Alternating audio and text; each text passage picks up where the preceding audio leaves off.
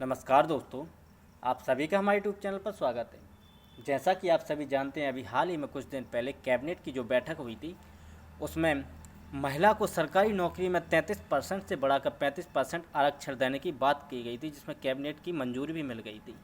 इसमें भी विसंगतियाँ आ रही हैं, जिसमें कहीं महिला को 29% तो कहीं 44% पदों पर ही महिलाओं को आरक्षण दिया जा रहा है। आइए जानते हैं पूरा अपडेट, वीडियो में लास्ट तक बने रहिएगा। सरकारी नौकरियों के लिए होने वाली भर्ती में महिला आरक्षण की तय सीमा का पालन नहीं किया जा रहा है। एमपीपीएससी के ही पिछले कुछ साल के भर्ती विज्ञापनों को देखें तो पता चलता है कि इसमें महिला आरक्षण का कोई निश्चित और समान फॉर्मूला नहीं अपनाया गया।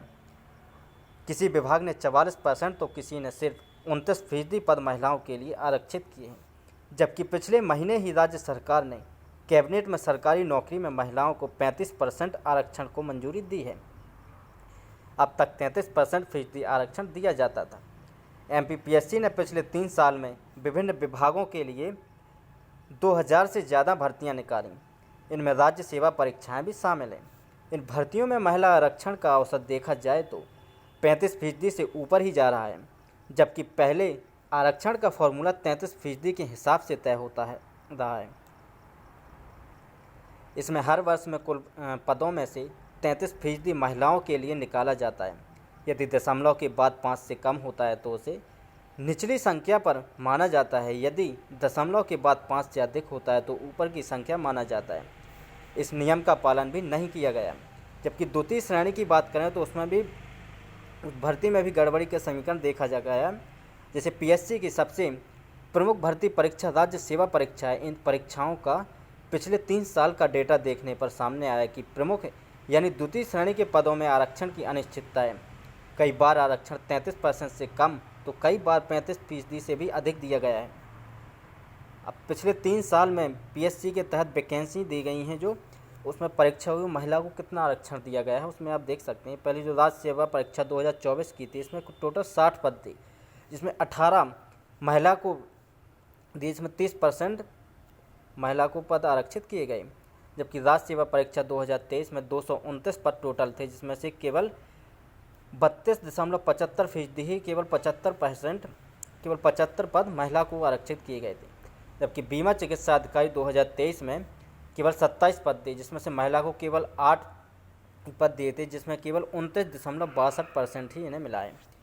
जबकि सहायक संचालन उद्यान 2023 केवल 9 पद थे, जिसमें से 4 महिला को आरक्षित थे। जबकि 44.44% वैज्ञानिक अधिकारी रसायन 2023 में जो भर्ती थी उसमें 17 पद थे। 17 में से 6 पद यानी 35.29% महिला को आरक्षित सीटें थी। खनिज अधिकारी 2023 जो भर्ती आई थी उसमें 19 पद थे टोटल, जिसमें 7 पद यानी 36.84% महिलाओं को सीट आरक्षित। सहायक जियोलॉजिस्ट 2023 में 10 टोटल पद 10, जिसमें से 4 यानी 40% महिला आरक्षण था। पशु चिकित्सा असिस्टेंट सर्जन 2023 में जिसमें टोटल 80 पद थे, इसमें 29 लगभग 36.25% महिला आरक्षण। सहायक यंत्री सिविल 2022 में 48 पद थे, जिसमें से 7 यानी 38.88% महिला आरक्षण था। जबकि सहायक कृषि यंत्री 2022 में टोटल 17 पद थे, जिसमें से 29.41% ही महिलाओं को आरक्षण दिया गया, जिसमें टोटल 5 पद थे। जबकि आरक्षण सीमा का पालन नहीं। पिछले साल अक्टूबर में ही जारी हो गया था 35% महिला आरक्षण का नोटिफिकेशन। सरकारी नौकरी में 35% महिला आरक्षण को भले ही कैबिनेट ने 5 नवंबर 2024 को मंजूरी दी हो, लेकिन इसका नोटिफिकेशन 3 अक्टूबर 2023 को ही हो गया था। यानी इस दिनांक के बाद जारी होने वाली सभी भर्तियों में यह लागू होना चाहिए।